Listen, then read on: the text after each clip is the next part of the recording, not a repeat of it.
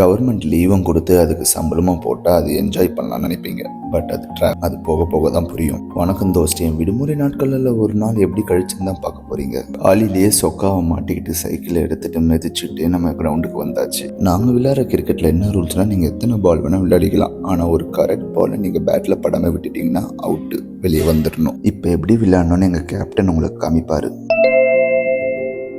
பால் விட்ட உடனே எந்த ஒரு சண்டையும் போடாமல் அவர் பாட்னு பேட்டை போட்டு போயிட்டார். பார்த்தீங்களா? அடுத்தடுத்து வந்த நம்ம பேட்ஸ்மேன்ஸ் எல்லாரும் ஒரு பால் கூட டச் பண்ணாமல் எல்லாரும் அவுட் ஆகிட்டு போயிட்டாங்க. அது நமக்கு ரொம்ப சாதகமாக மாறிடுச்சு. அவர்கிட்ட பேட்டை வாங்கி நம்ம கொஞ்ச நேரம் ஒரு மொக்கையை போட்டு நல்லா காஜாட்டு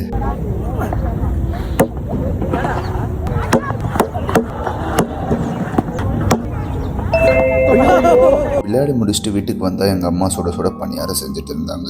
அதனால் நம்ம பிளேட்டில் வச்சு சாப்பிட்டு நம்ம செல்லப்பிராணி மேலே ஏறி மாட்டிக்கிட்டான். அதனால் நம்ம சிவன் மாதிரி மேலே ஏறி இவனை ரெஸ்கியூ பண்ணிட்டு மத்தியானத்துக்கு கீரையில் நெய் ஊற்றி சாப்பிட்டு உருளைக்கிழங்கு தான் கொஞ்சம் கம்மியாக இருக்குது பிளேட்டில்.